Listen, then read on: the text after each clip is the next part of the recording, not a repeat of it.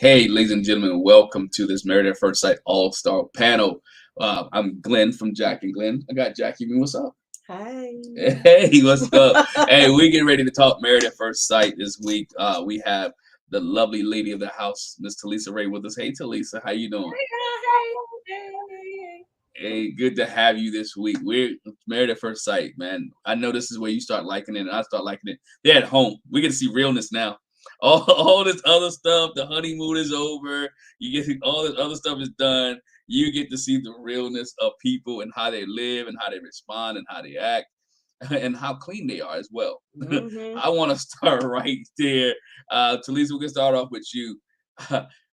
If you walk into Mitch's house, if you're Kristen, what do you say when you walk into Mitch's house? How do you handle Mitch after this?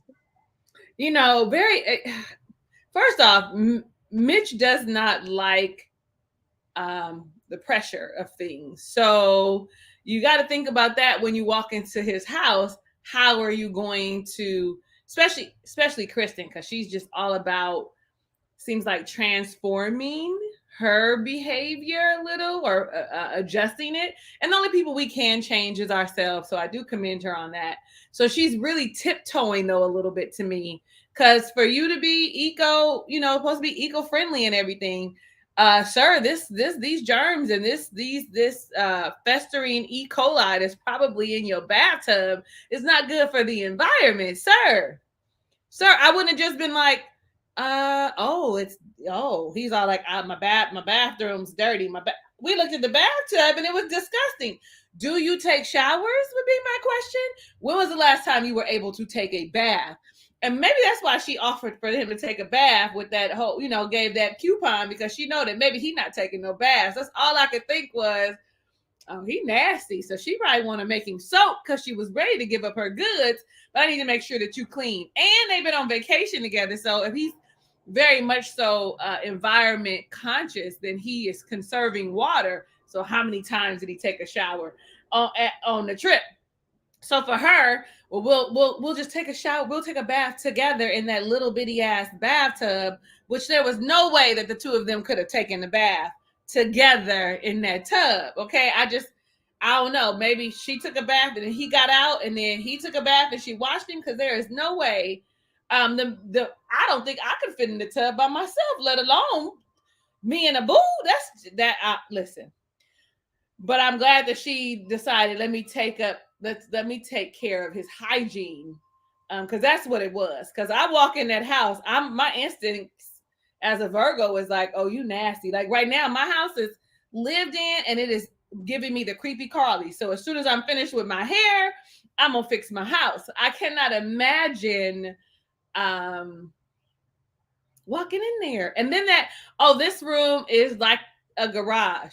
Sir, what is the stuff in the house? And are there bugs in there? And I thought about that too. What do you have festering in your petri dish in the bathroom? That's number one. Then you go into your not garage, because garages do look like that, but that's where you live. That's your place that you lay your head. So what smells are coming out of there? Also, what do you have? Do you have coffee beans around to absorb the smells that's coming out? I don't know. If I was Kristen, I would have been like, oh, this is not okay. I probably would have said even this, oh, this is not okay. I understand you're a bachelor, but there are some things that you should still be aware of, responsible for. Cleaning your bathroom. What you could listen.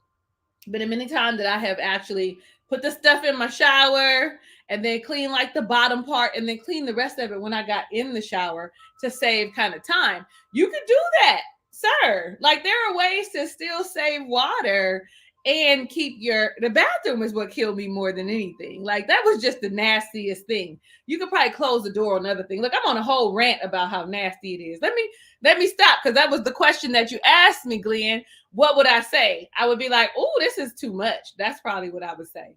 And all she said was, I'm not coming back. Right. But no, you're right.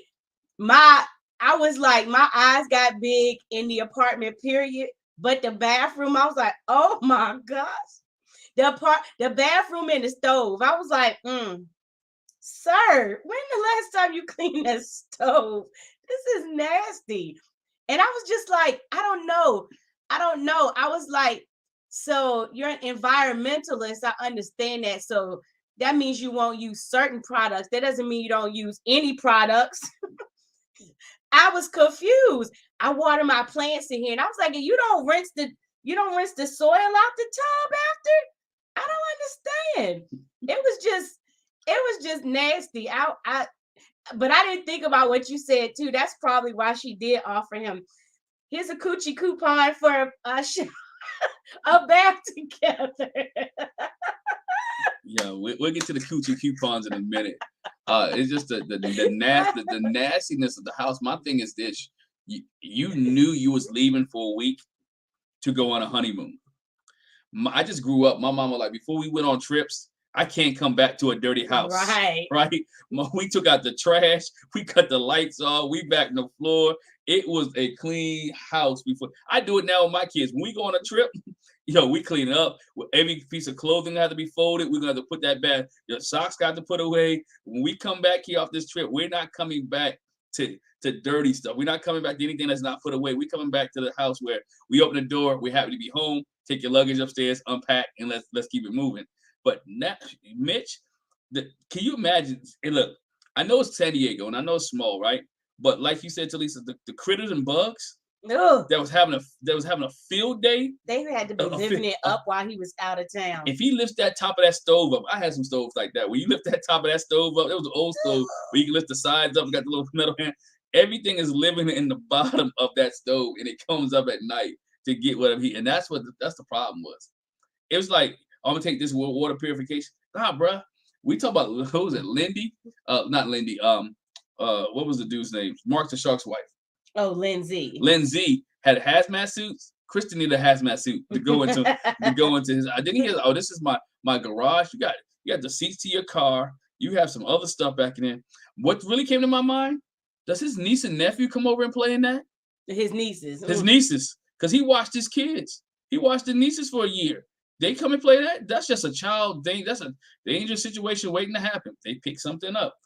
Man, look, not in my house.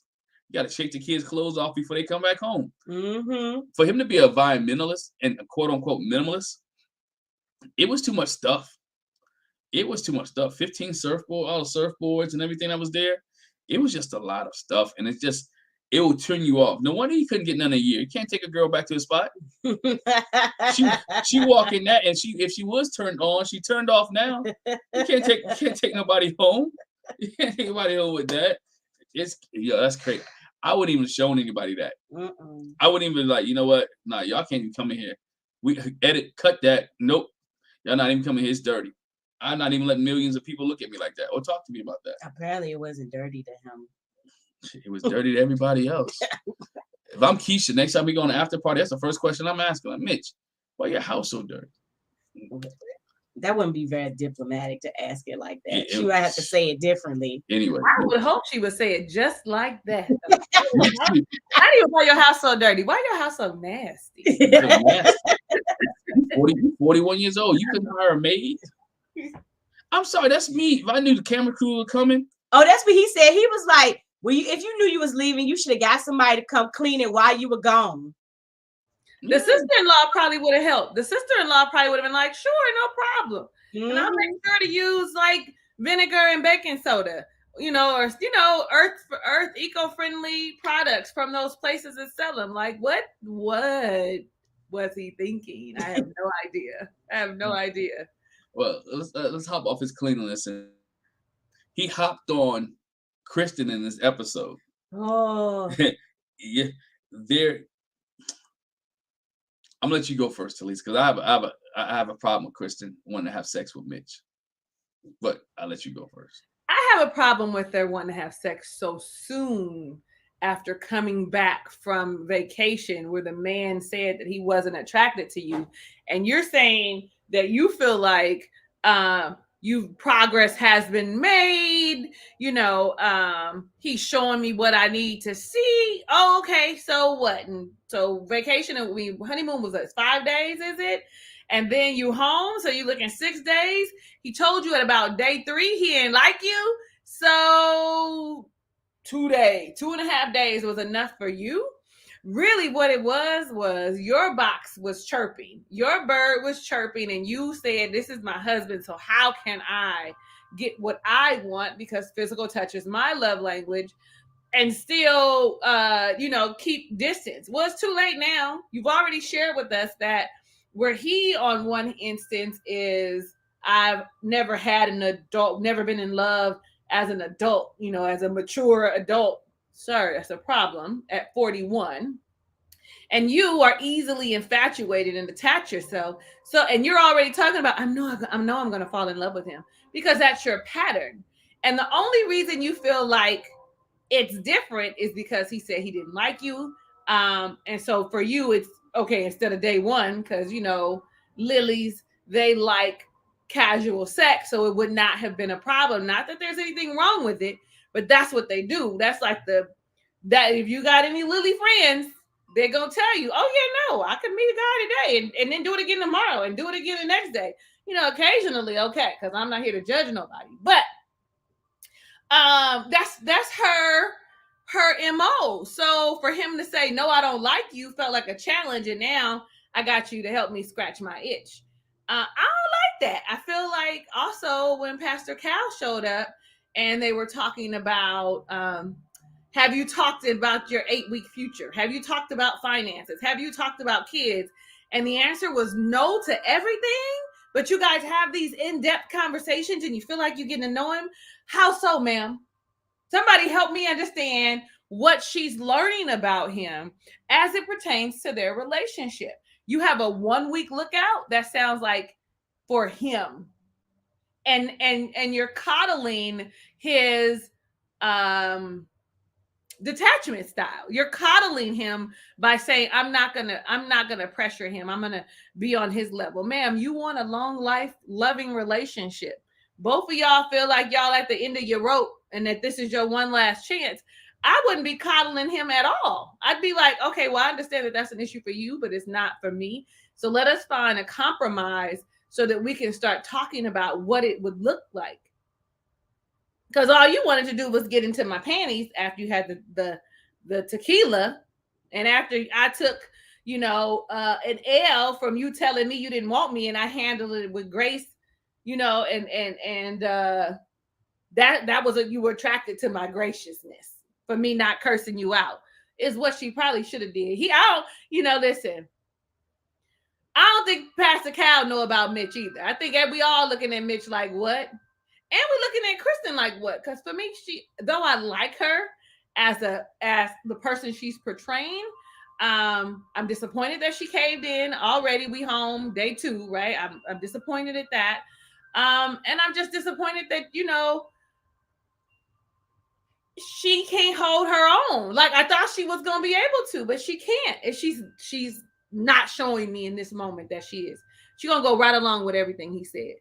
Okay, I'm sorry. I'm done. I feel like I was repeating myself. No, you good. That was my point too. Is like, why was it so quickly that you want to have sex with him? Because you've been wanting to have sex with him on a honeymoon. You wanted to scratch your itch, but then even when you was on honeymoon, you're like, I wanted to, but I didn't want to. The dude just told you that he wasn't attracted to you and ugly, and you still want to have sex with him. But he ain't called her ugly, but still. I was like, dang. When you say I'm not attracted to you, in my mind, you got to realize this is a guy. I'm not attracted to you. I don't like your looks. There's something that I see that's not pleasing you, to me. It doesn't get me excited. So now, basically, he called ugly. I take it. And now all of a sudden he's ready for.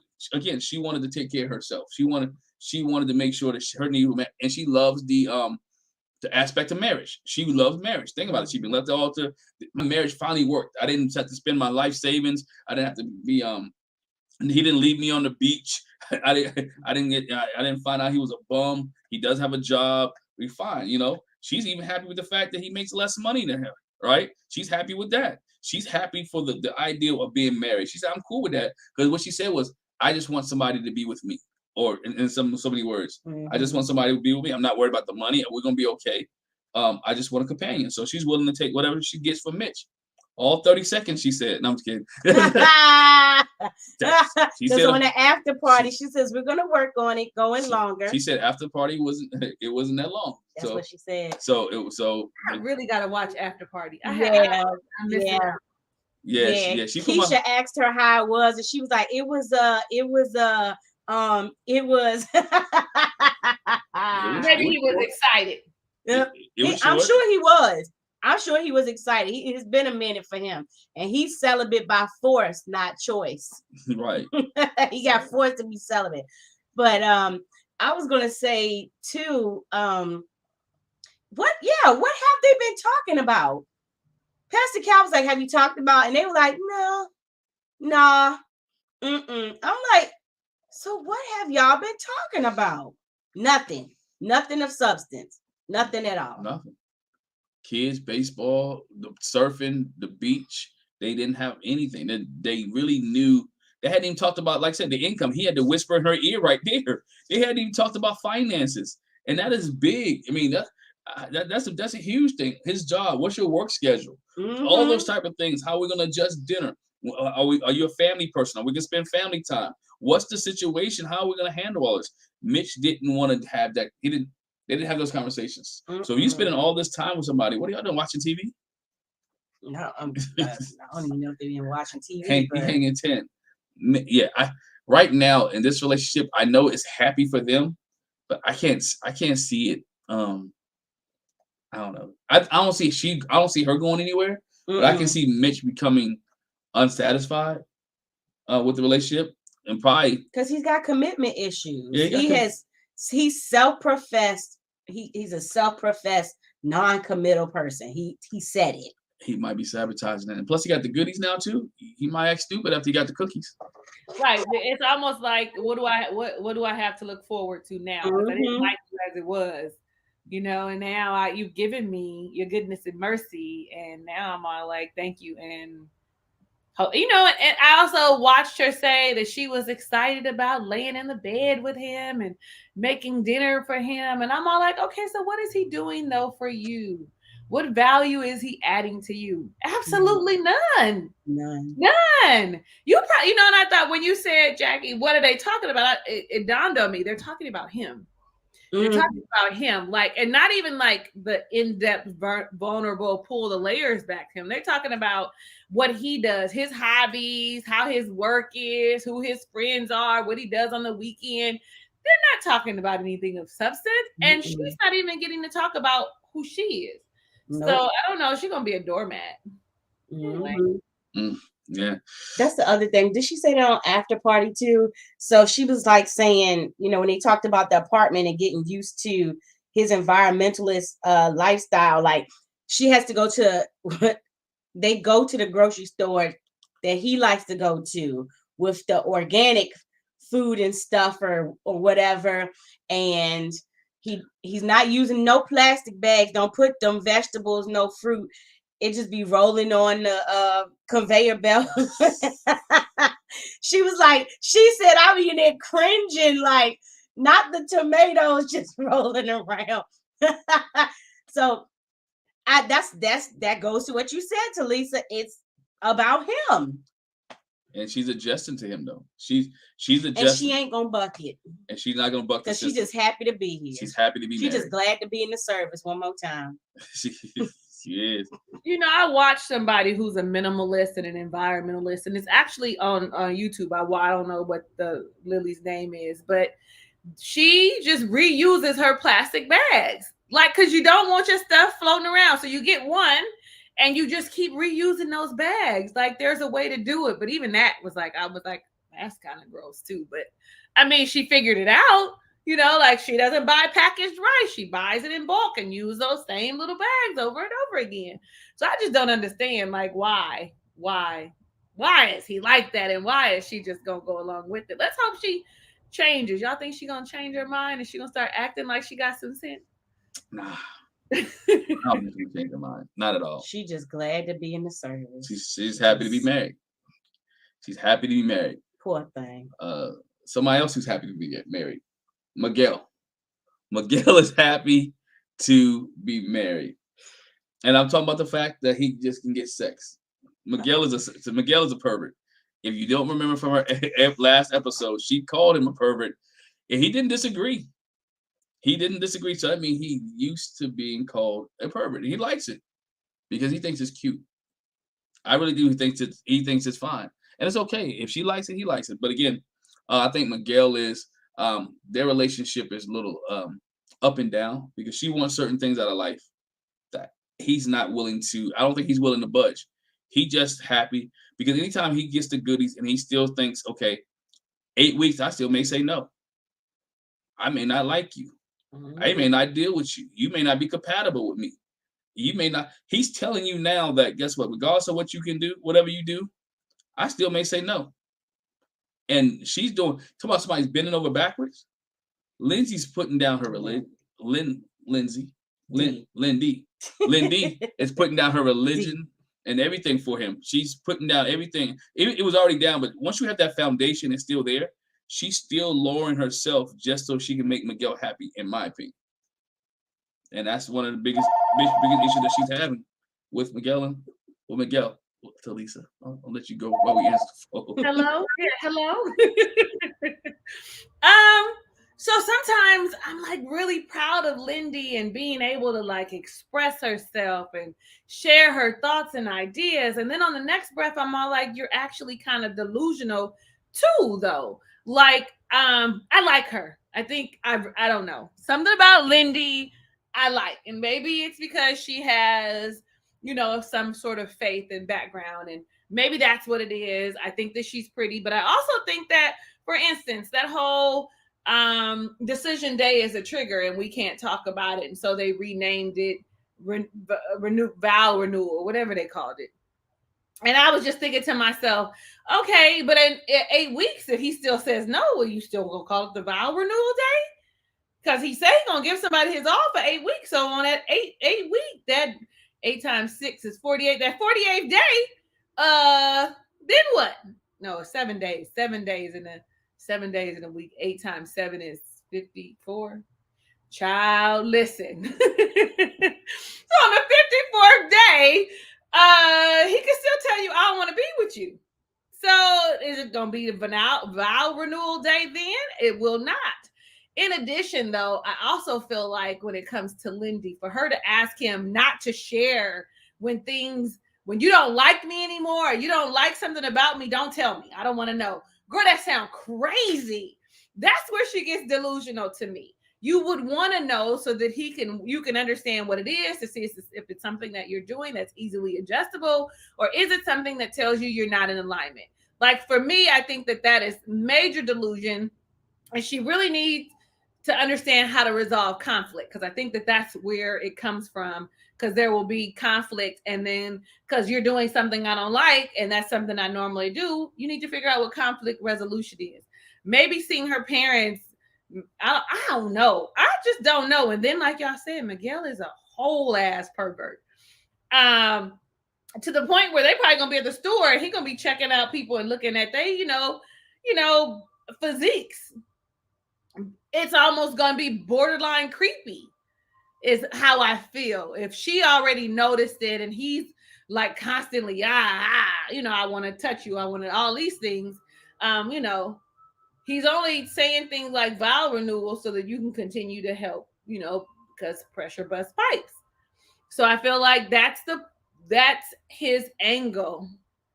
And I don't see him really relinquishing and saying like, so yeah, I'm gonna look at this optimistically versus pessimistically. And he did say, I came in this with what was it? With already for a reason to back out. Yeah. I came in it skeptical, and here you are changing the skeptic's mind, and I'm all like, are you listening to the things that he's saying? Like, are you really listening? Did you hear him when he said that he normally doesn't say anything and then just kind of closes up? The next thing you know, when he says something, he leaves. Did you hear that? So you would want him to communicate, but you don't hear that. You only hear, I'm in it no matter what or who you gave me, whether I was attracted to him or not. I knew I was going to make this work. I wanted to be married. She is looking at this as an arranged marriage, as if her parents came and gave 10 cows, 2 goats, a house and some land. You know what I'm saying? Like, I'm obligated to stay in this because it was arranged by my parents and they gave their dowry, right? So these people be delusional. These people be unwavering. These people don't know how to collaborate, cooperate, all the stuff. They don't know how to be cohesive together and how to work through. And I do still feel like the show does a disservice to them by not having more sessions or sessions before, seeing where their mindset is. Just because I say I want to be married, i.e. Miguel, doesn't mean I really want to be married. I want to live in Jezebel. Which one of them is the prostitute? Which one was it? Which one? Mary Magdalene? Which one? Who was it? Yeah, there we go. He want to live in Mary Magdalene. So like, I don't know. I don't know, y'all. Anyway, I'm done. I don't know what to say for them. Each week I'll be like, gosh, it's just he's sacrilegious. Oh my gosh, that irked me. That irked me. He was like, oh, these my Dungeons and Dragons books and these my Bible. And she was like, here you go again with that sacrilegious talk. He's not gonna stop doing it. He's not gonna stop doing it. And that would be an issue for me. I'm like, you think you funny? It's not funny. I understand you don't agree with it, but don't poke fun. Don't poke fun. And so I go back to the conversation before when Lindy talked about how important the sexual aspect of a relationship was to her, and that's not going to change either. He's not going to take that serious. He's just going to get, like we said before, he's going to get his itch scratched too, and that's what it's going to be. But I think it's funny that he said he found it that their connection, it usually takes him months or even years to get the connection that he says they have in a few weeks. I was surprised he said that. I was surprised he said that. That's because he had that divine experience. It felt like God had came into the room. That's all that was. Okay, I'm sorry, Jackie. I'm sorry. For real. She whipped it on him real quick. She hooked him up and hooked him up a couple times. She ain't had to worry about taking none of that. And she don't joke on him when he dressed up in his Dungeons and Dragons outfit, the bear. Silly. I'm the bear. I'm like, bruh. I mean, these bear. This is my alter ego, Bear Man. Bear Man. Each his own. I'm not knocking anybody, but each his own. I'm just saying, that's wouldn't have been the way I was sprung it on her. But again, he's telling her when they met Pascal, he's telling her, hey, look, I'm looking for a way to leave, and if you do something that I don't like, deuces. He's telling her, and she's saying, I don't want to know. This is a perfect recipe for a storm. Mm-hmm. She don't want to know because he's gonna leave, and she ain't gonna know why he leaves, and she can be distraught, crying, upset. But he can be like, "You told me not to tell you." But like Talisa said, that's his MO anyway. He literally said that. He said, "I be checked out way before I tell the other person I'm checked out, and when I tell them I'm checked out, they're shocked. They like, what?" And so you're gonna contribute to his pattern. Don't know. No, in this space, we're supposed to be getting married at first sight to do something different than what we did before. So you ought to encourage him to please, yes, do tell me. Please, let's do communicate about it. Right. And if my feelings are hurt, my feelings just get hurt, you know? But the thing is she, I don't want to say smart. Smart is not the word. Experienced enough to see the signs, right? When he checked out, he's doing certain things now the certain way. Mm-hmm. And when somebody starts become uninterested in you, they stop doing certain things. They stop saying certain things. They stop spending time. And do you think she can notice when he stopped doing the things that he's normally been doing? Maybe he stopped pushing up on her at night, or stopped laying close to her. He spent more time at the Dungeon and Dragon hut and less time in the bedroom or the coffee shop, wherever they play. I don't know. Books A Million or Barnes and Nobles or I tend to think because and I'm not still, I'm gonna just say it. I tend to think because he's into cosplay, he's used to acting, that probably what's happened is, again, he's kept up the facade. That's why they're shocked when he's like, never mind. I think he's probably the type to keep up with the surface stuff, and underneath it's like, I do not like her, but I absolutely cannot let on that I don't like her no more. So let me still keep cooking dinner. I'm gonna still bring some flowers, and I'm just doing it out of habit. I don't really mean it, because it's no way he could come to the end and be like, you know what, I'm not feeling it, and they wouldn't be like, but how? Unless he was still keeping up the facade. He's used to dressing up, so he's used to acting. He was like, oh, hey girl. That makes totally good sense. Mm-hmm. But even when he talks, sometimes you think he's playing. I think sometimes you think he's trying to say what makes her, especially when they was on the honeymoon. He was saying what she wanted to hear so he can get the draws. Mm-hmm. Now he got the draws. What else is he working towards? Is he working towards marriage? Because he's telling her now, I'm not, this 8 weeks thing, I don't know. Right? I don't know. So are you working for long term, or are you at the point where you good because you got, or you getting what you get? And I think that's what she has to figure out. Like, is he really good? Is he really here for me? Are we really gonna do this thing together, or was he really here just got on this show so he can get some free poom poom with no respect tax? So I mean, again, but that's the way he comes off. I mean, I know he brought the flowers home, he cooked for, and all that other stuff. But when all that stuff stops, can you have the conversation with me? Can we have the hard discussions? And that's what I think. I don't know if Miguel can have the hard discussions with her, because the way that she views marriage is totally different from his view of marriage. Mm-hmm. And I think it's gonna be. Their views are totally different of how husband and wife is supposed to be. Anything else you have on them, Lisa, before we? No. Right. I'm like, nah, it was it. Let's jump to this. Let's jump to Binh and Morgan. Binh and Morgan, Miss Nurse. Every time you say his name, I be thinking Ben. No. And I don't know why that throws me. I was like, Binh? Who's Binh? Oh, Binh. That's his name. Well, you start. We start with you. Start. Binh and Morgan. Your thoughts? Okay, so the first thing with them is we get to the root of what the actual disagreement was. And I was like, oh, okay, that makes sense. That it wasn't even, like he said, I didn't think she was a nurse. Like, she was lying. I had explained to him I can be a nurse. But with them, she's so used to cutting people off and not giving them a chance. That's going to be an issue.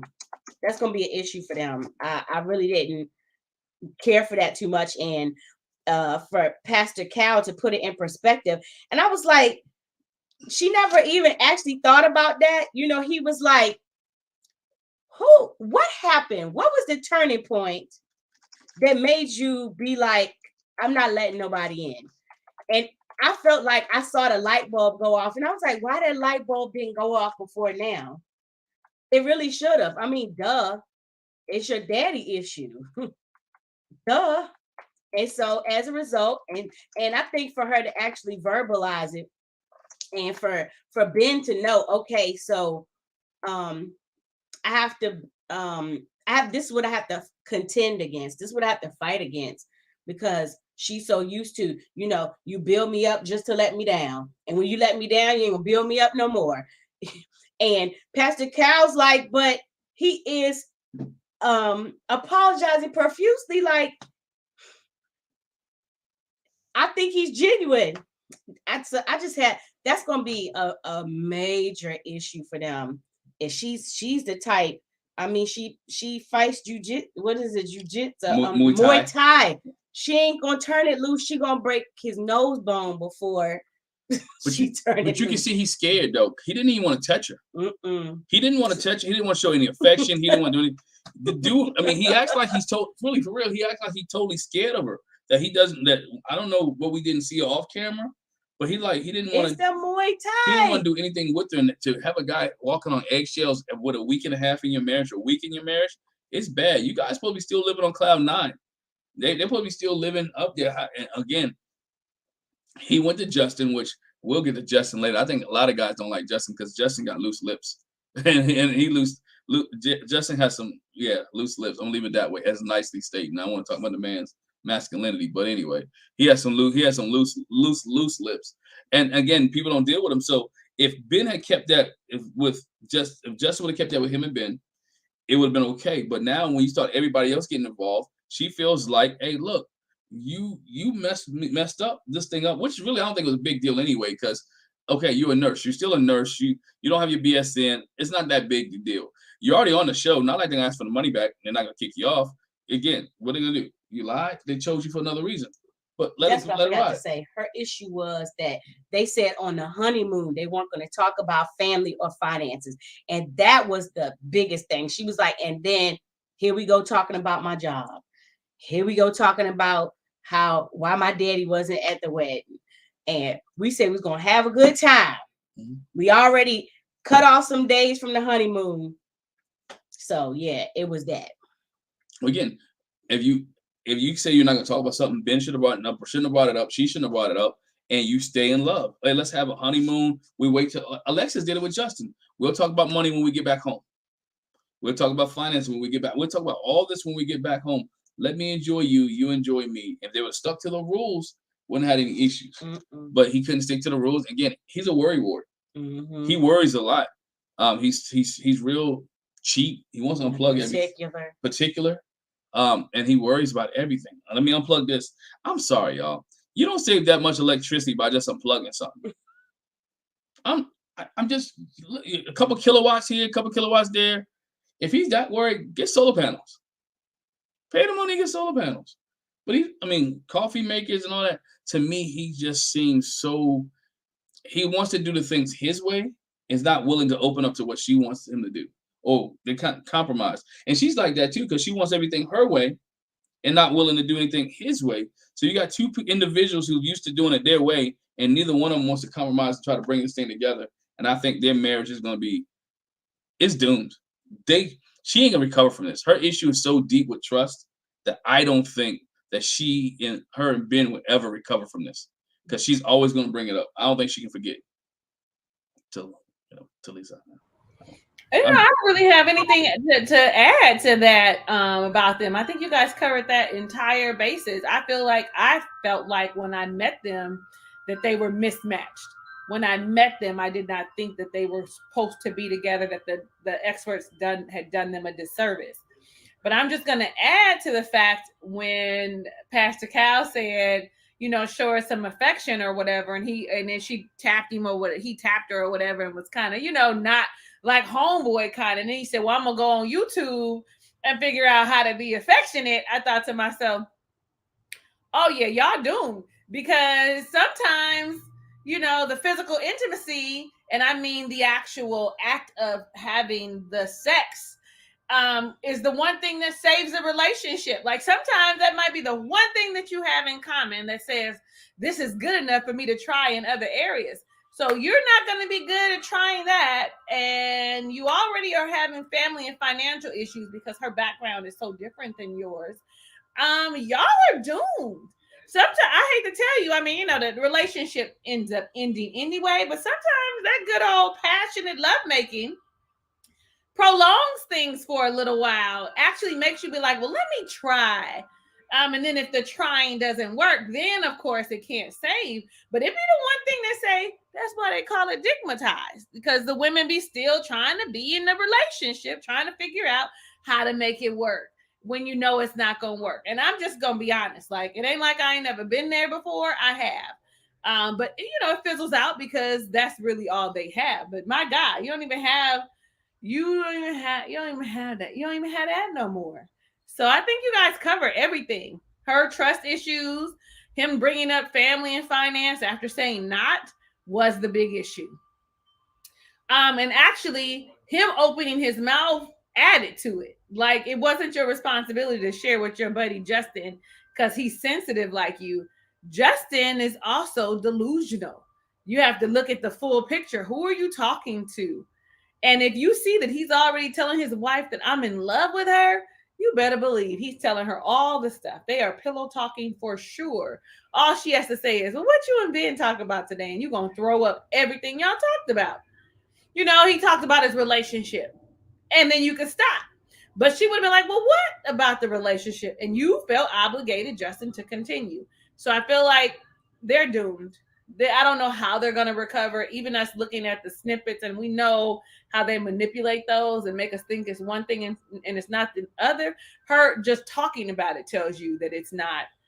She's not going to take his advice. The whole who's in control of letting the walls down? Yes, we are. But I'm going to tell you this. It's quick to get them walls up, and it takes a whole lot more effort to bring them down. It's not for women. It is not a mindset of, I forgive you, and today I'm letting it down. It is a process. You have to show me that you are actually making progress. And even then, it might not even be the whole 8. It might take more than 8 weeks for you to show me. Like, you have to put in some serious effort. Sounds horrible, but I think most women would agree. Once our trust is broken, or you do something we don't like that causes the wall to go up, it is hard for us to bring it down. So very hard. I'm almost like, yeah, we might as once it's up, yeah, we might as well say forget it. It's over. I'm done. That's all I got. I don't know. I'll let me go off on a tangent right there, because since you brought that up, and I think it was John Maxwell in his leadership book. He talks about that, how I have a trust bank, and when the trust bank is zeroed out, it's hard to refill it. It's hard to refill it. And what we should be doing is, we should, the next person, when we go from one person to the next, whoever it is, if it's a parent, if it's a spouse, a boyfriend, a girlfriend, they should all get their own trust bank. But unfortunately, a lot of us are paying for the lack of trust that somebody else has done. And so you got to do double time, because I'm doing it for me. I'm trying to overcome the deficit from this person, and I'm trying to build my own. And he got a long way to go. Because yeah, when you've been in that, I don't trust people for years, and especially when it's one of your parents. That's the person is supposed to take care of you. They're supposed to be there. They're supposed to love you. They're supposed to have unconditional. So I'm the only guy on here tonight. So I need y'all to help me out. Right? I'm being devil's advocate. So how can a man in Ben's situation help build that trust back up once the trust is gone? Right? We know he lost the trust. How does he help? How does he build it back up? You got to be faithful, and you got to make a point to do. And when I say faithful, I mean you got to always do what you say you're going to do. There it is. You got to always say what you say, do what you say you're going to do consistently. And I mean, that's it. Whatever it is, that's it. If you say you're going to be there, be there. Yeah. If you say I can cry on your shoulder, be a shoulder for me to cry on. If you say you're going to get the groceries, get the groceries. Yes, ma'am. Put gas in my car, put gas in my car. Yes, because ma'am. You don't think the gas got something to do with it, but I'm gonna be mad because here he is, inconsistent again. Inconsistent, breaking my trust. I can't believe the things that he tells me. I don't have nothing to add, because that's what it is. You have to be a person of your word continuously, to show that I can trust you, that what you say is true, because that's what broke it in the first place. You not saying, you telling me we weren't going to talk about family and finances. We did. That was number one. I don't trust you. Then on top of that, I shared something with you and you shared it. So now it's compounded. Yeah, you got to really be consistent in your word and deed. Definitely. What does the four agreements say? Be impeccable in your word. That's what it is. So hey, that I think Ben's checked out because of finances anyway, because he saw that student loan debt and he was like deuces. He was like deuces. But I want to add on something else that you said that I forgot about, the YouTube thing. Grown man, bro. And this is my thing about Ben. You're a grown man. It made me think, why do you have to YouTube how to be affectionate with a person that you like? One of two things. You ain't been in a lot of relationships. Is that your engineer background that you really, I want to use the word nerd, I don't want to offend somebody, that smart or that out of touch with relationships that you don't know how to be affectionate?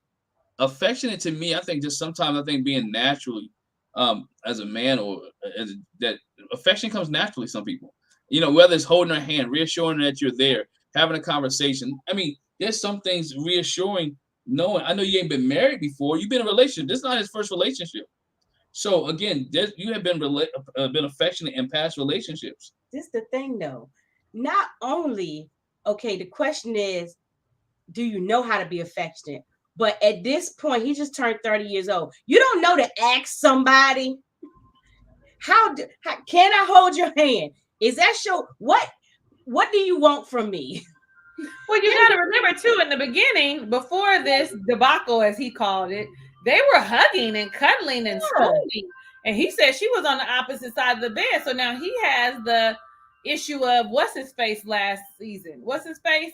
Who was with what's her face? Look at that. The people. Is it Mark? The black couple. Oh, Jasmine and Michael. Thank you. Yeah. I don't remember these people's names after the season's over. I don't know. I know what they look like, but don't know nothing else. Like who? What you talking about? Yeah, he's gonna have that same issue trying to regain that space. And I thought that she liked him. She liked him physically. He's got a body out of this world. He get a haircut, different kind of haircut. He's gonna be all right. Okay, I thought it was just me. No, I don't like that haircut. I don't like that haircut. He get a different haircut. He's gonna be all right. And you're right, Glenn. It comes natural when you feel it reciprocal, like it's reciprocal. Right. It comes natural. If it's closed off, it's not gonna be as natural. It's gonna be, I don't know what to do, especially for somebody that's 30. And somebody just said that the Asian K-Mac, the Asian community are not really affectionate, and so that also plays a part in it, right? Yeah. So I don't, this is a tough one. They have done them a disservice. I want to Mona, I want to answer a question real quick. No, it's not Ben's job, but as a husband, he has to learn how to know what her luggage is in the walls. He may not say, "Oh, you need to drop these, drop this, drop this, drop that." But at a certain point in time, if he doesn't, it's going to affect their relationship. So he has to help her in this relationship be able to get rid of some of the luggage or find out what it is and get her the help she needs, whether it's Pastor Cal, Dr. Pepper. Morgan does need to heal on her own, but he needs to be supportive. And I think that's one of the things that I think men sometimes forget. We can't make them drop it, but we can let them know that we're here for when you do drop the luggage. And when you support it, then I'm supporting you as you walk through your healing, as you walk through your process of tearing down your walls, as you walk through the process of letting this baggage go. That I'm here. Well, I was going to say, not so much that Ben has to heal her, but it's just like I said, he has to overcome other people's, the lack of trust she has in other people and build his own. So it's not so much I'm trying to heal her, but I'm trying to let her know, for me, I'm there. For me, you can trust me. For me, as for me in my house, I know what they did, but I'm going to do different. Exactly. Yeah. But on the flip side, Ben should know now. Ben has to, we talking about Morgan trusting, Ben has to trust Morgan again. Yeah. Because the biggest issue from last episode was that she lied. And that was his problem. How do I handle the lie? How do I handle I don't know if she lied. Because see, I think the way it was misconstrued. Mm-hmm. He figured because she didn't have that one class that she wasn't a nurse. Mm-hmm. She is a nurse. She's a registered nurse with her associate's degree versus having her Bachelor of Science degree. Right. Yeah. Still a nurse. Just one gives you a different degree than the other. And I think that's what a lot of people miss. But hey, No, you're perfectly right. That's what I want to bring out. He didn't understand, so he didn't know what it was. So he took him being naive in the situation, not knowing that, and ran with it. And now that's why they're in the situation they're in. Somebody called him an alien because he don't know nothing. He don't know nothing about cats. He don't know nothing about affection. All he knows about babies.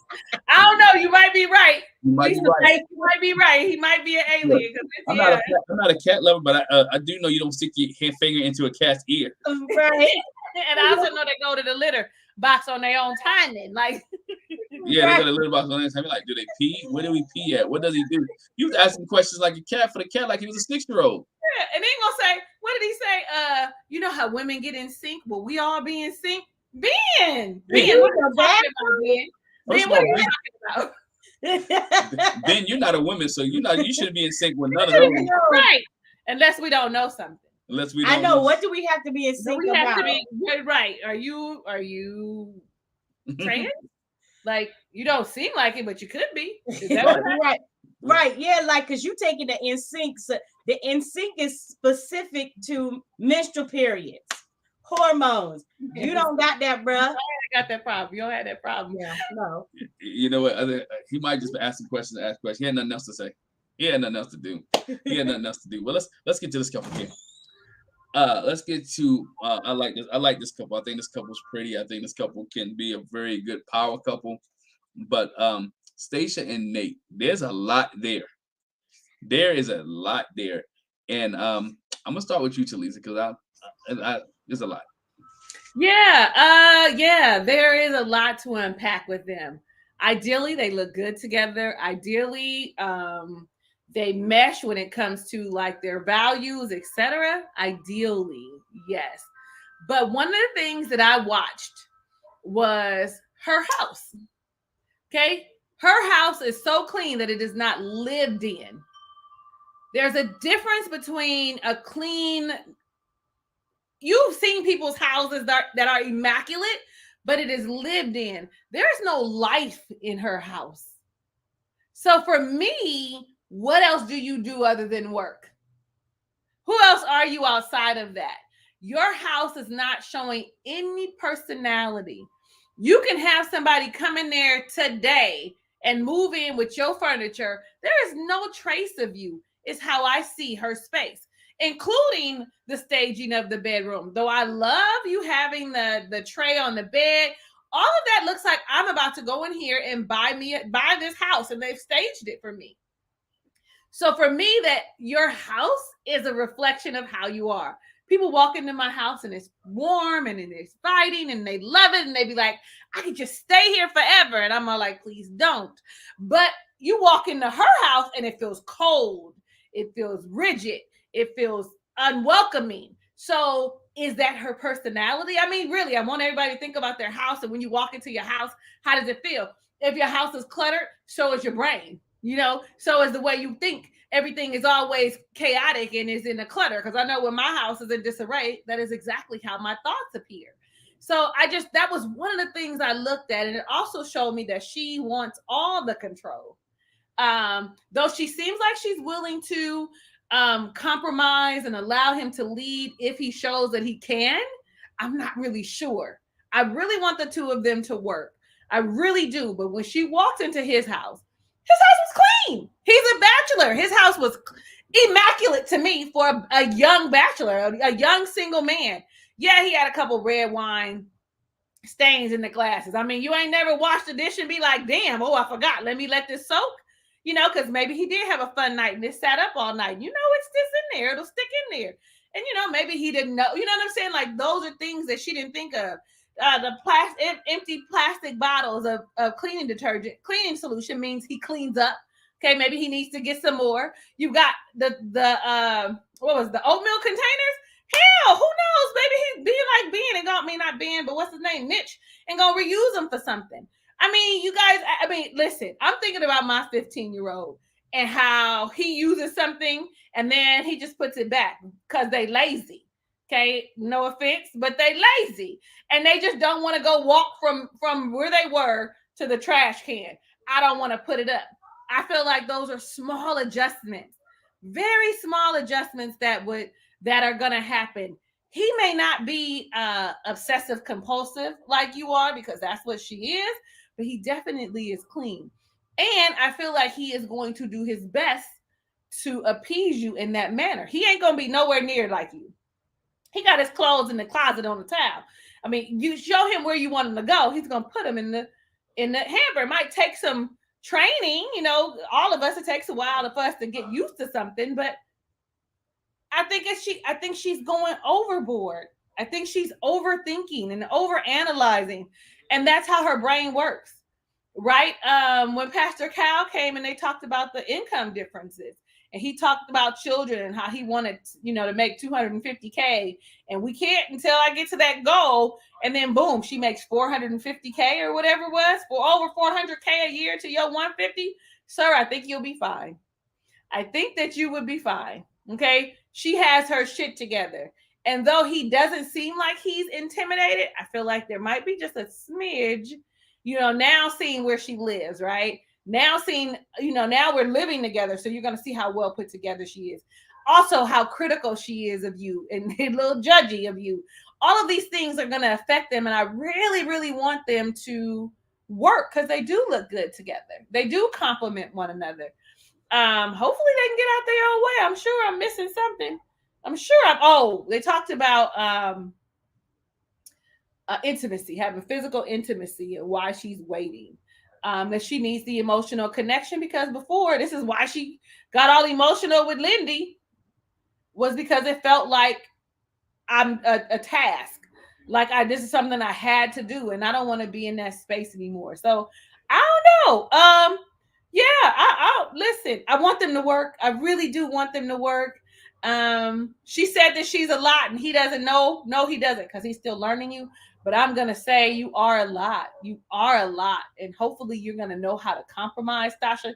Because I feel like they be watching, y'all. They do be watching. I feel like they be watching. So give them some advice in your little comments too, like, like tell them that about compromise, and hopefully when they go to these therapy sessions and they get these tools, that'll help them, because that's something she wants to do. I want to hear what y'all got to say, because I'm sure I missed something. Let me be over here nodding and agreeing.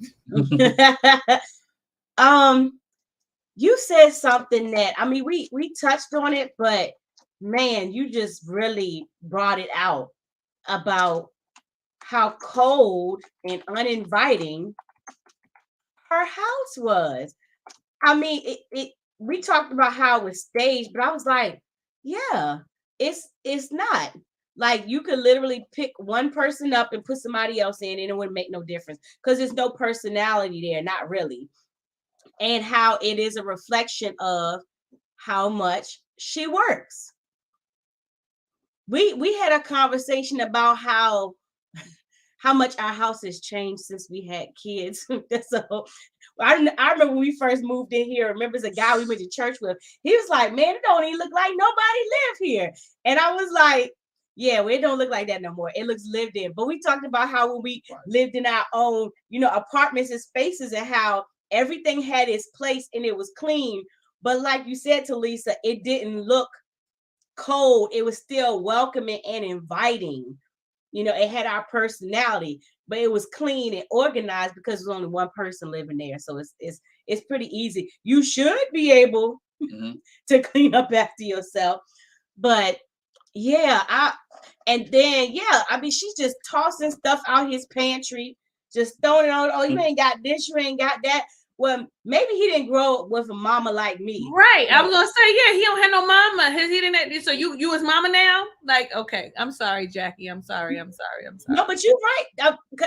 My sister's in the comments. This is a testimony. I'm telling you, we never got to the last of nothing in my mama's house. Never. Still don't. Right now, you would not get to the last roll of toilet paper because she already got 20 more. Go shopping in the basement. She already got 20 more. So, but yeah, I'm so concerned. And the one thing I wanted to say about him feeling like I gotta have this amount, that, bro, I'm telling you something that irks me.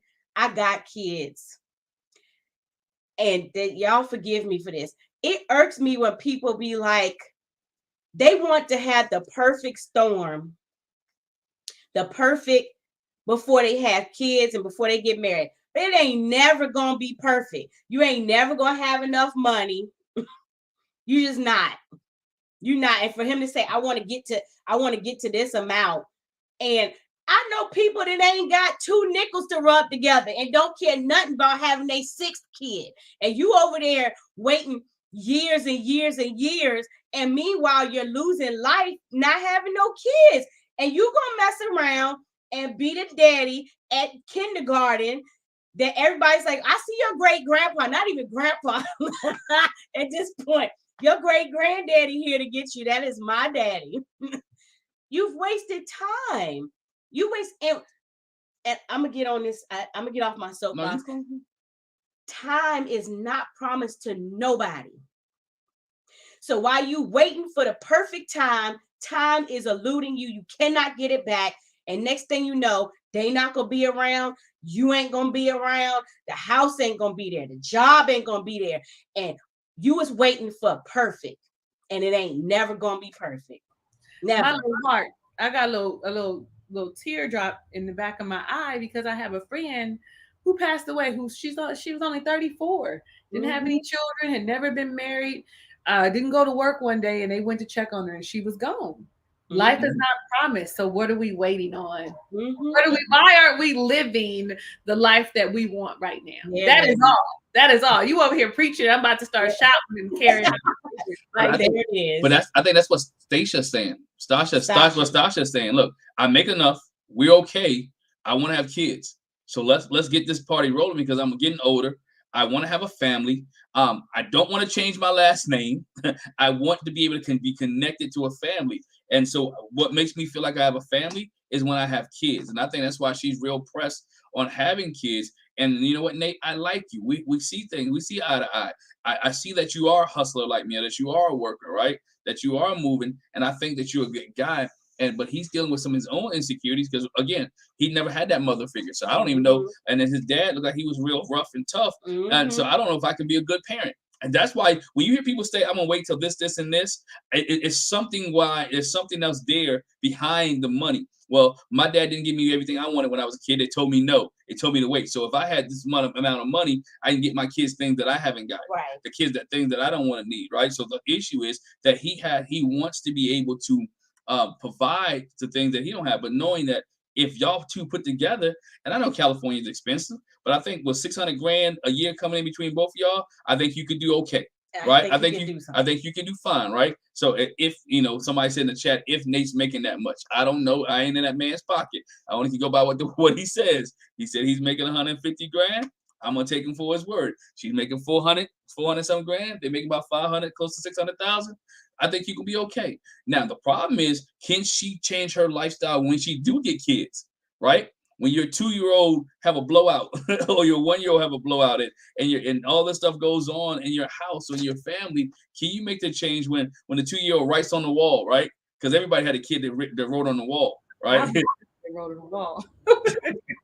Right? So everybody got somebody can write on the wall or do things like that. Can she handle that? Right?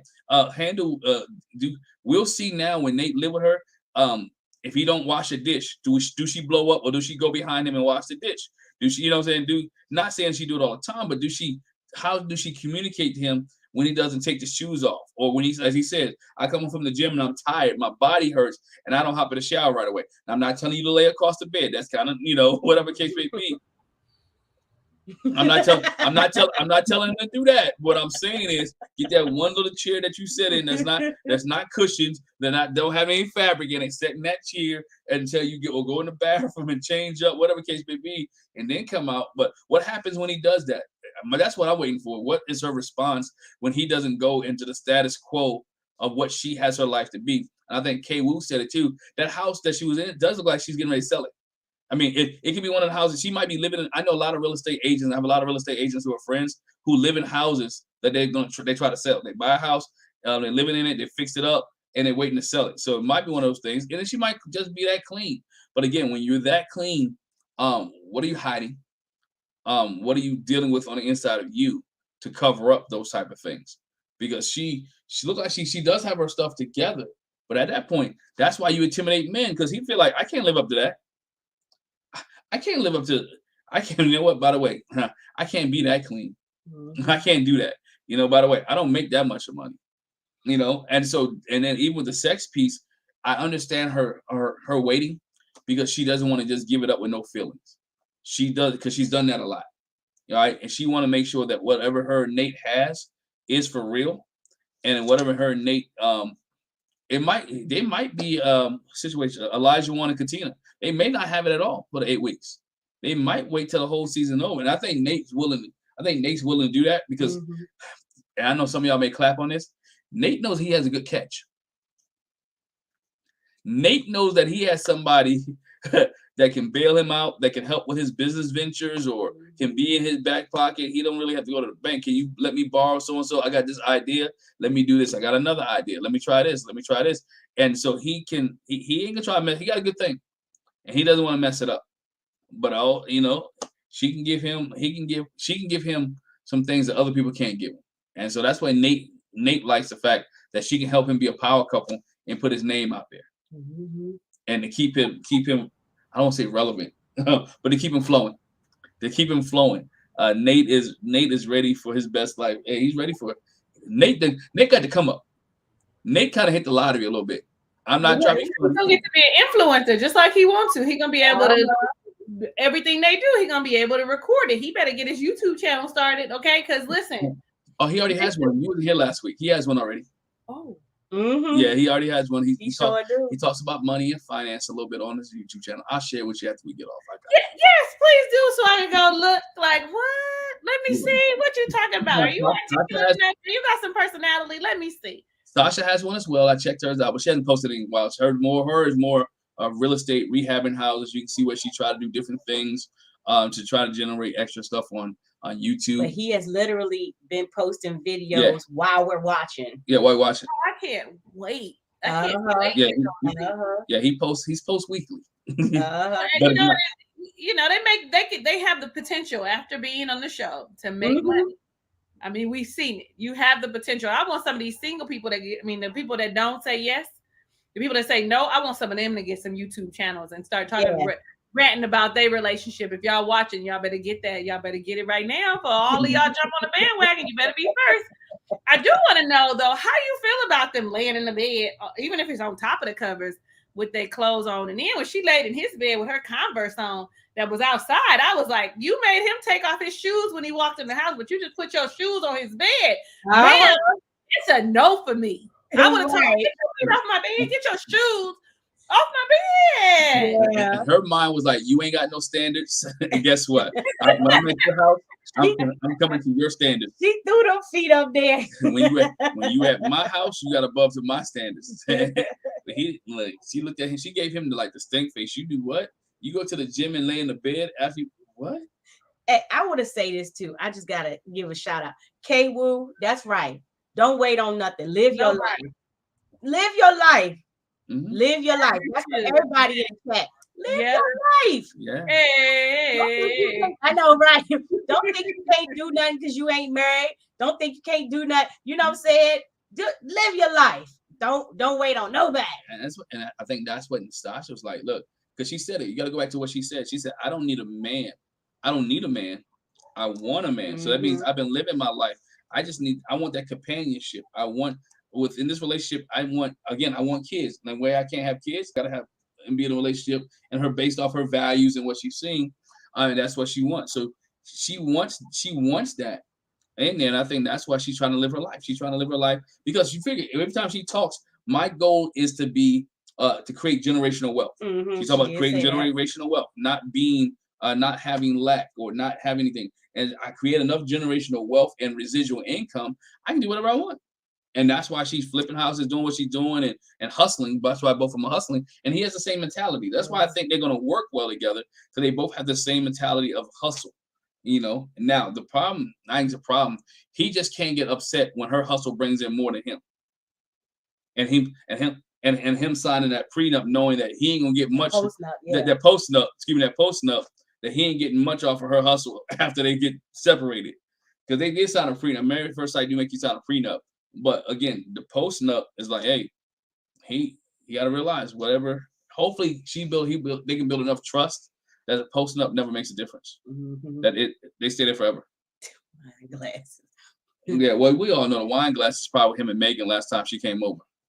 Watching the sunset. Watching the sunrise. Watching the sunrise. They was drinking wine and watching the sunrise. From his beautiful balcony view or window view, because it was a beautiful view. That's what was happening as they played Jenga or whatever game. Yeah,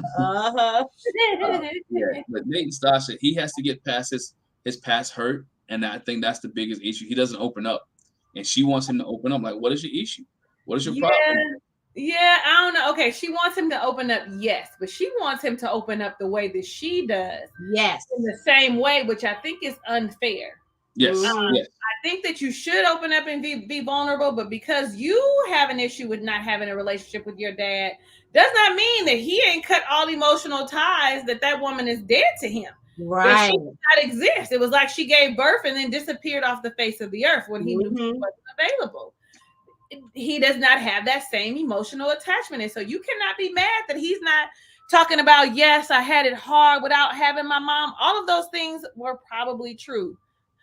But he has, I know that a man's thought process is different than ours. I feel like they will cut something off and block that and compartmentalize it way before we can. It does not affect them the way that it does us. And I think it's unfair for her to want him to communicate the way she does. Yes, open up and share, but understand that his sharing looks different. I don't know. Talisa, you're 100% right. Because us as men, you make us mad today, we cut you off real quick and move on and won't think anything else. Women have feelings and emotions, and they want to know why. They want to know why you do this, why.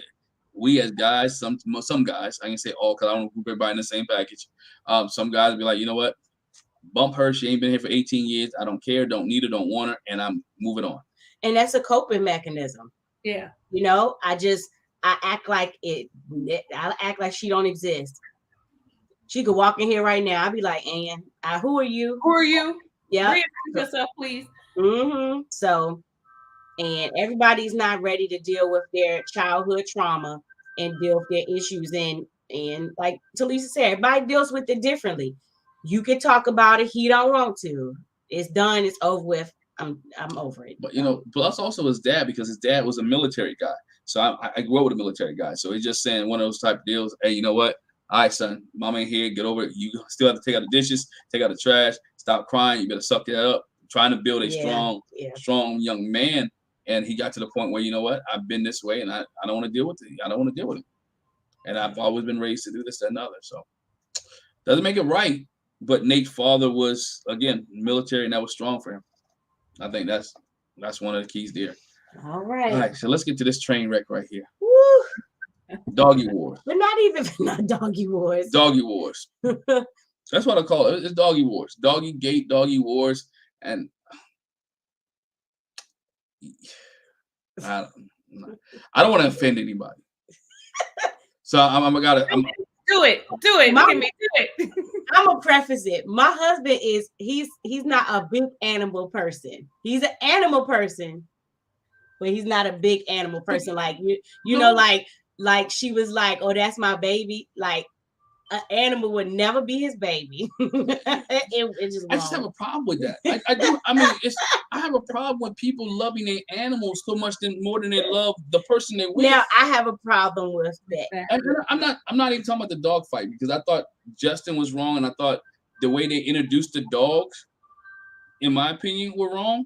Because the way Alexis came in the house, she let her dog just roam free off the leash. They didn't try to do anything to get the dogs to kind of meet and mingle and to work with each other. It might have been an hour process, or it might have been 3-day process. It might have been a week process. It might have been, we can't throw all these people and all these animals into one place and expect this thing to happen, right? So it had to be some kind of a process to get them to know each other, and it was not done. And I blame Justice a little bit, because again, Justin a little bit, because he knew his dog was aggressive. So again, him being naive to the fact that his dog, just because he gets along with Alexis, doesn't mean that his dog will take on the same human qualifications or that he has and get along with her dog, right? They're animals. You can't control that interaction, and animals are territorial, right? So his dog, and look about it. It was his house, right? Or they was in an apartment. No, they was in the apartment. They were in the apartment. So it's a new area, new territory. Dog does the only thing, and they feel threatened. So you have that aspect of it. But back to the before you get too far from that, I want to say this real quick. But his dog had already nipped at her dog. Twice. Already.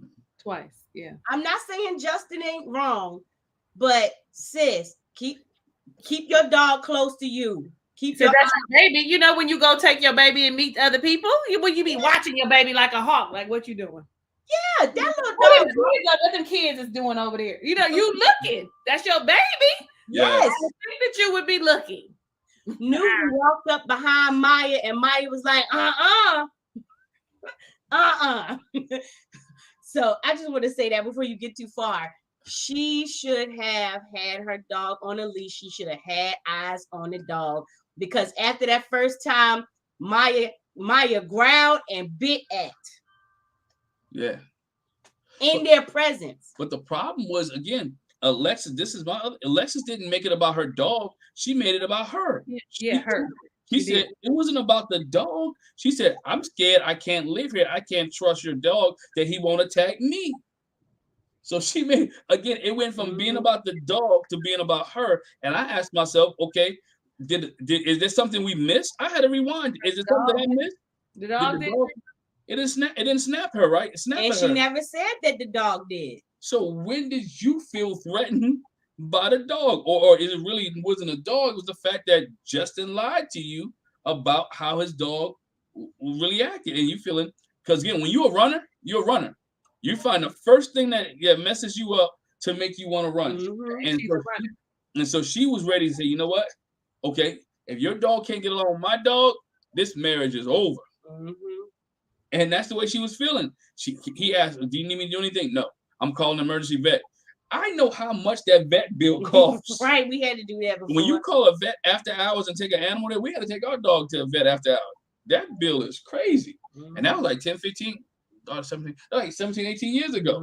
So I can imagine what that emergency vet bill cost. And they gave him a little cone around the neck, gave him some medicine, paid like $400 for that cone. But anyway, it's just a lot in that relationship that when this happened, right, when this happened, it set a lot of things off of her. And I don't know if she can recover, but I'm going to let y'all go because I'll let Talisa. Oh, okay. I'll go.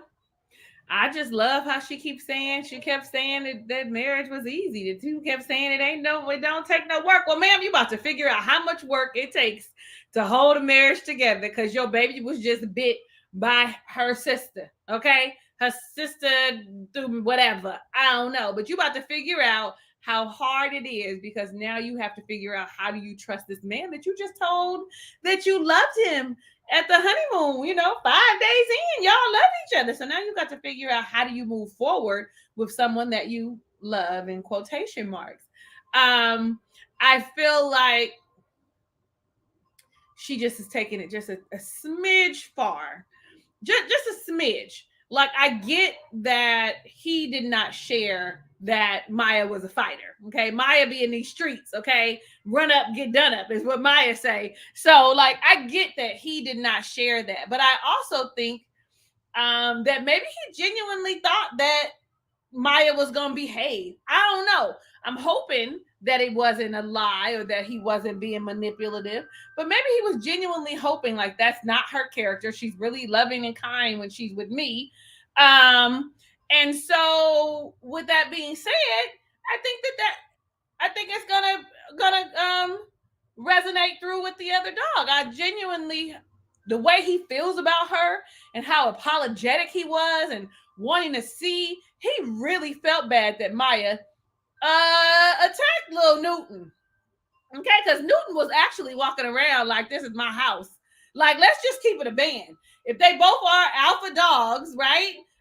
Newton walking around the house like this is my place. You just here visiting. That's a threat to another alpha. Like, let me show you who's in charge.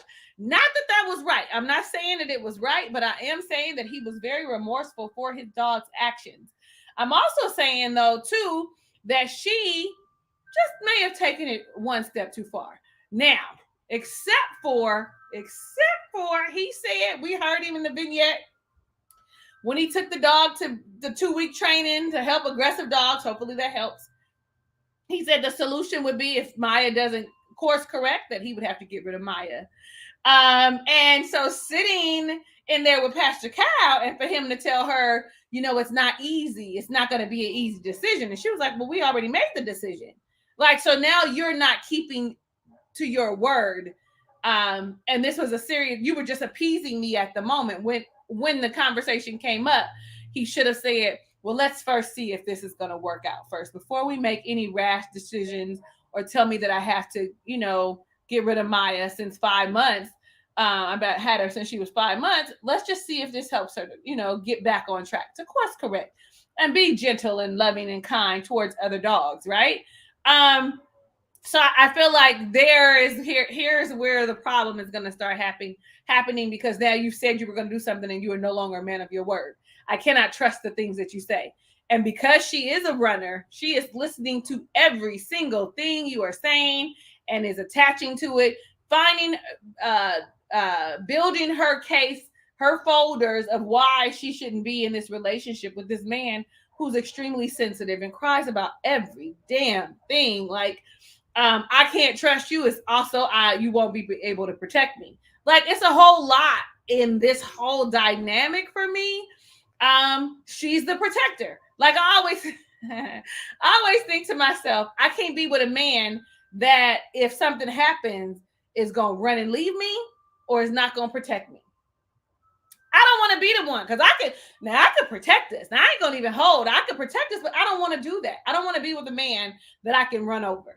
I don't. I want somebody that's gonna stand toe to toe with me and tell me you're dead ass wrong, Talisa. Like I need that. And so I feel like she's one of those people that needs someone to say, you ain't gotta say mean, then love and kindness, but I don't think that he's gonna be that person. I don't think that he's gonna be able to stand toe to toe and tell her, where she's wrong. I don't know. This is I don't know. I don't know. I knew this was a bit much, too fast, too much, too soon. With the whole honeymoon, I knew it then, and I knew she had lost her mind when she said, "People say marriage is work, but this is easy. You talking out of turn. You're talking out the side of your neck about something you don't know nothing about, ma'am. Because there is nothing easy about marriage. Do you not know anybody that's married? Not one single person, because every person I know will tell you that it has taken work for them to have and build the relationship that they have. And it is a constant, continuous work. So for me now, I think she's a little delusional too, but she about to come to realization that marriage is not easy. It is spelled WORK if it's something that you want. I'm off my soapbox. I'm off. There you go. Nah, you good. I thought you were great points because the easy thing was, she thought it was going to be easy, not knowing that your dog something may happen to your dog, and there's something that may happen to you guys. May have an argument, may have a discussion, may have a conversation, maybe something that he likes or you don't like.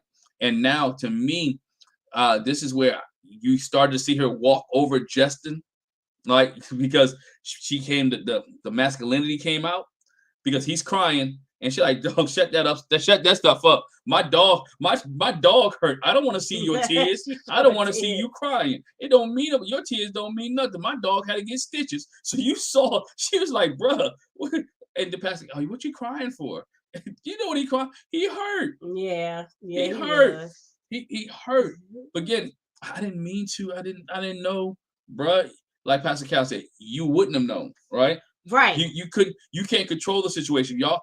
You only can control what you can control. The environment. You can try to ease them in or slow them in, but it may not be that way. You might have even coming out of I'm gonna use y'all term in the chat. I have to come out of doggy Alcatraz, right? Or a doggy concentration camp, right? It may not work. Maya may not get rehabilitated. I'm gonna use the prison terms, right? Maya may not be rehabilitated in this short space of time. Was it just me, or it seemed like he drove out to Timbuktu to drop that dog? I said he's driving out to Timbuktu, and then I was like, this looks like every news report I've seen where they talk about people had these dogs and then they're starving them and they're abusing them. And he put him it's in the desert area. It's in the desert area. It's probably from San Diego, probably a good hour, I think, away. Looking from how he was driving and where he was. But yeah. It was that fenced-in cage for me.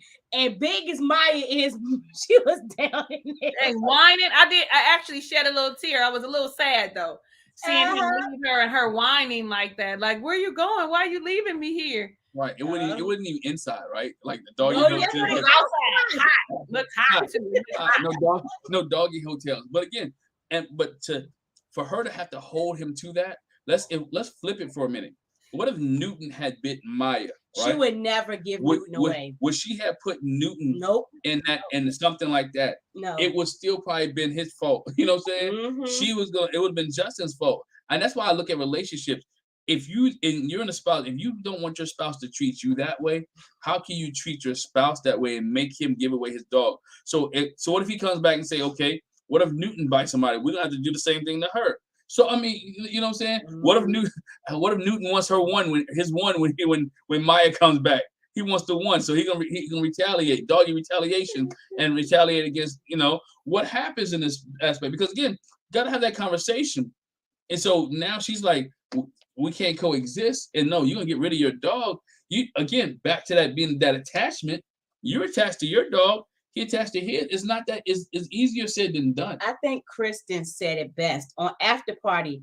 This is what Kristen said, and I was like, right, bro, gonna mess around and give his dog away, and in the end, she ain't even gonna be around. Kristen was like, I think what I would do is I would give my dog to somebody I trust and have them keep my dog until I would have them watch my dog until.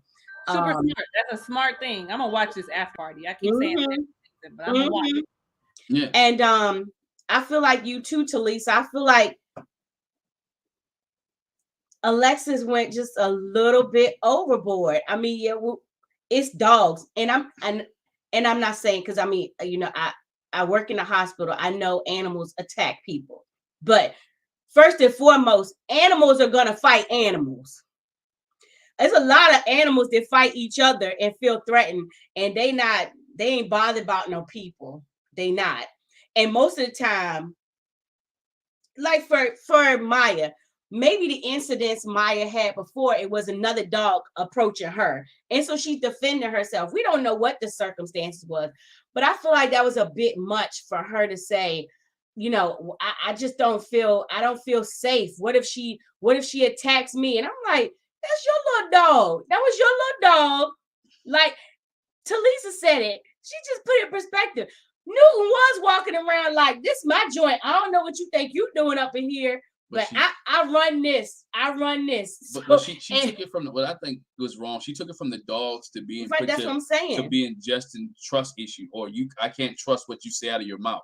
He really had hope that Maya was going to act right. He did. I don't think he lied. He just underestimated. He thought the dogs was going to be okay. But what he needs to take a mental note now is understand, when I speak to Alexis, I need to watch my words, because she's going to take me at 100% value at what I say. Y'all talked about trust earlier. You can say you can put gas in the car. You need to put gas in the car. If you can wash the dishes, you make sure you wash the dishes. So now she's holding him to that standard of saying, you told me that if this happens again, that you're going to get rid of your dog.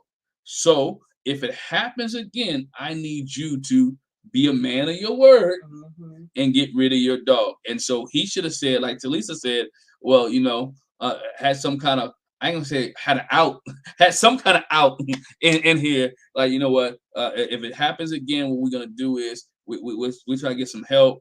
Or what they need to do now is bring the dog whisperer who lives in California, bring him in and let him whisper to both of the dogs so they get on the same page. If you ever noticed the cat was like, no, I don't. You want some of this? That cat was paying a bit more attention than the man. That cat was like, dude, like, you want some of this, old man? Nope.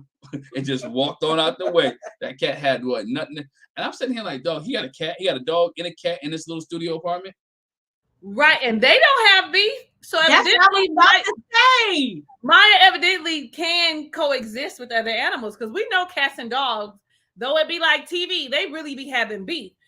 Cats be really antagonizing the entire F out of dogs. Like my little dogs, when the cats come around who think they live here too, them dogs be trying to get to them. Them cats will antagonize you. So you know that there has to be something else. I'm telling you, Newton was walking around like the man when he walked through, and she was like, no, it's not like that. I'm the queen. Somebody mentioned it, that she rules Justin. So it has to be understood that if I rule Justin, I rule the house. Like, what are you talking about? You aren't going to do this. Like, oh no, y'all. Yeah, it did. But again, Maya was like, well, I'm on a leash. You walking free. He had Maya on a leash, and Maya and Newton was walking free. So it's a lot of things that when Alexis really looks at it, it could have been done differently. They could have, my biggest thing is they could have integrated. I wouldn't have integrated the dogs together in the small space anyway. I would have did it at a park or something. I would have did it on the outside. We'd have walked together down the street, down the road, whatever case may be. I would have waited till the next morning. Anything to integrate. Truth be told, if I think putting animals into relationships that soon, it's like putting kids into relationships. It can make them go south, especially when people that are attached to the animals. I think the animals should be kept out of the relationships until that we are on an even playing field, and then we integrate the animals. Because look at what happened last season. What's my man? Steve. Steve ended up taking care of, what was his name? Sushi? Yes. Steve became a parent to Sushi. And why? All the stuff that he had to do for the dog. Michael, all right, and then Michael said all the stuff that he had to do for Jasmine, the dog, without can't even lay close to her in the bed, but you can take care of the dog. But all this other stuff that he had to do. So you're throwing this responsibility on there. But again, Justin said he wanted a responsibility. Here he goes, opening his mouth. He said, well, I'll take care of the animals. I'll take care of the animals. I'll clean the house. I'll make sure I have dinner for you. Again, I'll pay your rent. I'll buy your clothes. So the roles really became reversed in this situation. So he became the house husband. Soon as okay, I'm sorry. Whenever I say I hollered, that is exactly the laugh that comes out, because baby, I was not expecting that. It was perfect. Yeah, he became the house husband. But the other thing, I gotta excuse myself, y'all. Yeah, she gotta excuse herself. The other thing I want to pick up real quick is, if you and you guys in the chat probably who watch After Party may know, Nate and Justin don't get along. Really? I got to watch this After Party. I'm missing out. Nate said on After Party that Justin is weird. I can see that he's weird, and I think Rudy was Rudy. I keep saying Rudy. Keisha Knight Pulliam asked the question, who's the least person you trust? He like Justin because his emotions are up here, his emotions are down, and basically because he talks too much. So something happened between Nate and Justin where they don't see eye to eye, because Nate has been kind of not a fan of Justin throughout the after parties, and so there's something that's taking place here. And he always he shades him and throws him up all the time. So again, there's something that's going on between Nate and Justin, and maybe because Justin's too emotional. At a point in time, he needs to stand up to Alexis. If not, it's not gonna. It's definitely not gonna work. But she did, when we talk about weird, Pastor Cal had asked, I don't know what the question was. Can't really remember the question, but she was like, no, there's something that I haven't put my finger on yet. She even feels like that there's something a little off about him. She even feels like it. He loves the marriage. He's a little touchy feeling, but again, haven't seen too many men that he's real emotional. I haven't seen too many men that emotional. He's super emotional. He's super emotional. And women, we be like, I want a man that can be vulnerable and open and emotional. But I think that he borders like, you need some therapy. Like, there's some unresolved issues. Because he's crying about every single thing. And I know when I start crying about every single thing, it's, for me, proof that my depression is coming up. Like, I'm about to be depressed and I need to get a handle on it. What is the trauma that's causing him to cry about everything? I'm okay with you crying, but not about everything. He stepped on an ant. He starts crying. Like, I don't know. That's how I feel. Like, I feel like it's just, I don't know. But he cried about Binh and Morgan's relationship. Yeah. And that ain't yours. Yeah. That's how do you cry about somebody else's relationship and that's not your relationship? And you barely know Binh, right? Barely know Binh, you barely know Morgan, and you're crying about their relationship. That is the problem I have. Again, I have nothing wrong with guys being emotional, being attached to the emotional side. That's fine. That's great. But that's probably why he works at home, because he can't be in the office. He can't be in the office because he always crying. And somebody asked why I just said Stacia does the same thing. She's always crying. But we know that Stacia has trauma. She got some serious trauma that still needs to be worked through about her dad. Yeah. So what is his? Probably his parents, right? So I don't know about that. The chat says you're right. His brother did warn us that he wasn't ready. He wasn't ready. The brother told us you ain't ready. You too emotional. You too caught up. You're not ready for this. And we're seeing why Justin wasn't ready. remember, when you have animal, Maya doesn't talk back. So if something hurts, he can talk to Maya. She doesn't give any opinion back, whatever case may be. Might even give him love. But Alexis is going to give him her opinion, and she going to be straightforward. She going to be fire, and she going to let him know, dog, I don't like this. So we're going to see how their relationship moves on after this. It's going to be a hard one. That dog, I'm glad that dog's eye is okay. I'm glad he's going to make a full recovery. Me too. Because if he wasn't able to make a full recovery, their marriage would have been over today. And it would have been, that would have been the last we saw them together. Yeah. As long as the dog is good, don't mess with her baby. Can you imagine what happens if she has a real child? She's that mother that comes up to school and start beating every little kid up. Listen, she'd be like, oh, I fight kids. Get your mama, because I'm going to fight her too. That'd be her. Yeah, that'll be her. I fight, and he'd be back there trying to hold her back, like, no, not today. And she pulled it off from me. But yeah, she's that one. But that's Married at First Sight for this week, man. But it was interesting to see how these couples. It's interesting to see how these couples progress from here on out. Preview looks like it's gonna be fireworks from Lindy. It's gonna be fireworks all next week. It's like next week's episode. F-bombs and everything. I'm excited. Yeah, she's dropping F-bombs and everything. Family and friends come next week, so we see how the family and friends come in, what they can tell the partners about their families and friends. So we're excited for next week to see how that pans out and how that shapes up.